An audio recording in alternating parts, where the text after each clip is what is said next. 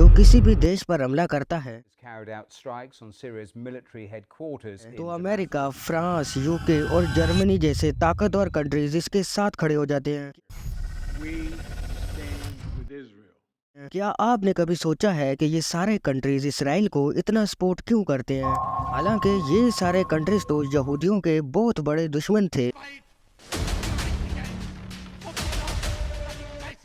آخر ایسا کیوں ہے کہ اسرائیل کا ایک بھی طاقتور دشمن کنٹری نہیں ہے، اور کن کنٹریز کو ٹارگٹ کیا جاتا ہے جو اسرائیل کے خلاف صرف اتنی طاقت حاصل کرنا چاہتے ہیں کہ اپنے دیش کا دفاع کر سکیں؟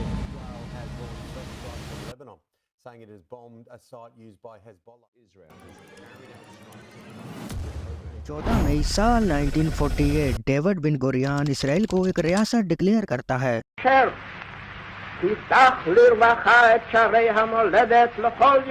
اور شاکنگلی اسی شام امریکہ اس ریاست کو تسلیم کر لیتا ہے، جس کے صرف چند منٹوں بعد ہی سوویت یونین بھی اس ریاست کو ریکگنائز کر لیتا ہے، اور یوں اسرائیل وہ کنٹری بنتا ہے جسے ورلڈ کی 2 سپر پاور کنٹریز نے تسلیم کر لیا تھا۔ لیکن کہانی میں ٹوسٹ آنا ابھی باقی تھا۔ اسرائیل کو بنے 24 گھنٹے نہیں ہوئے تھے کہ سارے عرب کنٹریز نے مل کر اسرائیل پر حملہ کر دیا، جس کے بعد ایسا لگنے لگا تھا کہ شاید اسرائیل اب ختم ہو جائے گا، کیونکہ بظاہر تو ایک سائڈ اسرائیل تھا جسے بنے ہوئے ابھی 24 گھنٹے بھی نہیں ہوئے تھے، جبکہ دوسری سائڈ سارے عرب کنٹریز تھے جن کے پاس ایک بڑی فوج اور طاقت تھی۔ اور یہیں پر کہانی میں ایک اور ٹوسٹ آتا ہے۔ اسرائیل کا ساتھ دینے کے لیے امریکہ، فرانس اور یوکے جیسے طاقتور کنٹریز آ جاتے ہیں، جو اسرائیل کو ہر طرح کا جدید اسلحہ دیتے ہیں۔ اسرائیل کے پاس دنیا کی جدید ترین ایئر فورس ہوتی ہے۔ عربوں اور اسرائیل کے بیچ 9 مہینے تک یہ جنگ جاری رہتی ہے۔ یورپ اور امریکہ کی فل سپورٹ سے اسرائیل یہ جنگ جیت جاتا ہے، اور یونائٹڈ نیشن نے جو اسرائیل کے لیے ایریا مختص کیا تھا، اسرائیل اس سے بھی زیادہ رقبے پر قبضہ کر لیتا ہے۔ لیکن عرب کنٹریز کی سب سے بڑی ہار تو یہ تھی کہ یونائٹڈ نیشن کے مطابق تو فلسطین میں 2 ریاستوں کا قیام ہونا تھا، لیکن اس جنگ میں عربوں کی ہار کے بعد فلسطین کی ریاست کو نہیں بننے دیا گیا، اور 7 لاکھ فلسطینیوں کو فلسطین کی مقدس سرزمین سے نکال دیا گیا۔ مصر نے سال 1956 میں اس کا بدلہ لیتے ہوئے سویز کینال کو پوری طرح اپنے کنٹرول میں لے لیا، اور اس راستے سے اسرائیل کے لیے ٹریڈ کرنے پر پابندی لگا دی، جس پر اسرائیل، فرانس اور برطانیہ نے مل کر مصر پر حملہ کر دیا۔ اس حملے میں اسرائیل نے پوری کوشش کی کہ مصر کو کمزور کیا جائے، لیکن عالمی دباؤ کی وجہ سے فوجیں واپس بلانی پڑ گئی۔ اس کے بعد سال 1967 کو اسرائیل نے مصر، شام اور اردن پر اچانک حملہ کر دیا۔ یہ حملہ اتنا خطرناک تھا کہ تینوں کنٹریز کے 300 سے بھی زیادہ ایئر کرافٹ تباہ ہو گئے، اور ایک ہی دن میں یہ تینوں کنٹریز اپنی ایئر پاورز کھو دیتے ہیں۔ یہ جنگ 6 دنوں تک جاری رہتی ہے۔ اس جنگ کے نتیجے میں مسلمان کنٹریز اپنے کئی ایریاز کھو دیتے ہیں۔ سب سے پہلے اسرائیل مصر سے سینائی پینیسولا اور غازہ اسٹرپ چھین لیتا ہے، جبکہ شام کی گولان ہائٹس پر قبضہ کر لیتا ہے، اور لاسٹ میں اردن سے ایسٹرن یروشلم اور ویسٹ بینک کا کنٹرول لے لیتا ہے۔ اس شرمناک ہار کے بعد عرب کنٹریز بے حد غصہ ہوتی ہے، اور صرف 6 سالوں بعد 6 اکتوبر سال 1973 کو اسرائیل پر ایک خطرناک حملہ کرتے ہیں۔ یہ حملہ کرنے کا مقصد اسرائیل سے وہ سارے ایریاز واپس لینے تھے جس پر اس نے قبضہ کیا ہوا تھا۔ اس جنگ کی شروعات میں ایسا لگ رہا تھا کہ عرب کنٹریز اپنے ایریاز خالی کرانے میں کامیاب ہو جائیں گے، لیکن امریکہ اور یورپ کی فل سپورٹ سے اسرائیل انہیں اپنے ایریاز واپس نہیں لینے دیتا۔ اس کے بعد سال 1979 کو مصر اور اسرائیل کے بیچ ایک ایگریمنٹ سائن ہوتا ہے۔ اس ایگریمنٹ کے بعد ایجپٹ اسرائیل کو تسلیم کر لیتا ہے، اور یوں مصر وہ پہلا عرب کنٹری بنتا ہے جس نے اسرائیل کو تسلیم کر لیا تھا، جس کا سب سے زیادہ فائدہ ایجپٹ کو یہ ہوا کہ اسرائیل نے سینائی پینیسولا کا سارا ایریا مصر کو واپس کر دیا، اور اسی کے ساتھ مصر کو ایک بڑا جھٹکا بھی لگتا ہے، کیونکہ عرب کنٹریز نے مل کر مصر کو عرب لیگ سے نکال دیا تھا۔ لیکن کچھ عرصہ بعد مصر کو دوبارہ سے عرب لیگ میں شامل کر دیا جاتا ہے، لیکن پھر سال 1993 میں وہ ہوتا ہے جس کی کوئی بھی توقع نہیں کر رہا تھا۔ اسرائیل نے فلسطین اتھارٹی کے ساتھ ایک ایگریمنٹ سائن کیا، جس کے بعد دونوں ایک دوسرے کو تسلیم کر لیتے ہیں، لیکن پھر سال 1995 کو ایک اسرائیلی شدت پسند وزیر اعظم اسحاق رابٹ کو قتل کر دیتا ہے، جس کے بعد اس ایگریمنٹ کا عمل بھی مکمل نہیں ہو پاتا، کیونکہ اسرائیل چاہتا ہی نہیں ہے کہ فلسطین کا مسئلہ حل ہو، کیونکہ ایسا کرنے سے پورے خطے میں امن قائم ہو جائے گا، جس کے بعد مڈل ایسٹ میں موجود مسلمان کنٹریز طاقتور ہونا شروع ہو جائیں گی، اور اسرائیل بالکل نہیں چاہتا کہ کوئی بھی مسلمان کنٹری اتنی طاقت حاصل کر لے کہ وہ اسرائیل کا مقابلہ کر سکے۔ اسی وجہ سے اسرائیل इसराइल मिडिल ईस्ट में हर उस मुसलमान कंट्री को टारगेट करता है जो अपनी फौजी ताकत को मजबूत कर रहा हो। इसराइल अपने जदीद लड़ाका हथियारों से उन फैक्ट्रीज को तबाह कर देता है जिनमें जदीद असला बन रहा हो, और इन सब में जो भी कंट्री इसराइल के खिलाफ खड़ी होती है अमेरिका उस पे सैंक्शंस लगा देता है। आखिर इस सब में अमेरिका और यूरोप इसराइल का इतना साथ क्यों देते हैं? सेकेंड वर्ल्ड वॉर के दौरान पूरा यूरोप इकोनॉमिकली कमजोर हो रहा था और उसी टाइम पे पूरे यूरोप में यहूदी बहुत ज्यादा इन्वेस्टमेंट करना स्टार्ट कर देते हैं। ये सारे बड़े बिजनेसेस यहूदी वर्ल्ड वॉर 1 के बाद यूरोप में जाकर स्टार्ट करते हैं, और वर्ल्ड वॉर 2 के समय यहूदी इतने ज्यादा अमीर हो चुके थे कि उनके पास खुद के बड़े बड़े प्राइवेट बैंक्स थे। ये बैंक्स लोगों को सूद पे कर्जा दिया करते थे। इसी सूद के पैसे की वजह से ये बैंक्स इतने ज्यादा अमीर हो चुके थे कि अब यूरोप की कोई भी कंट्री इकोनॉमिकली कमजोर होने लगती थी तो यहूदी बैंकों से कर्जा ले लेती थी, और इसी कर्जे की वजह से यूरोप के कंट्रीज यहूदियों के ऐसे ट्रैप में फंस गए कि बरतानिया को मजबूरन फलस्तीन में यहूदी रियासत बनाना पड़ गई। आज पूरे अमेरिका और यूरोप में यहूदियों ने इतनी ज्यादा इन्वेस्टमेंट कर रखी है कि वो चाह कर भी यहूदियों को नहीं निकाल सकते। अमेरिका में तो बड़े बड़े ओहदे यहूदियों को दिए जाते हैं। इसी वजह से आज कोई भी अमेरिकन गवर्नमेंट यहूदियों के खिलाफ नहीं जाती। यहूदियों ने तो ईसाइयों के बड़े बड़े मजहबी रहनुमाओं से खिलवा रखा है कि इसराइल की हिमायत करना उनके दीन का हिस्सा है। इसी वजह से आज यूरोप और अमेरिका इसराइल को फुल सपोर्ट करते हैं।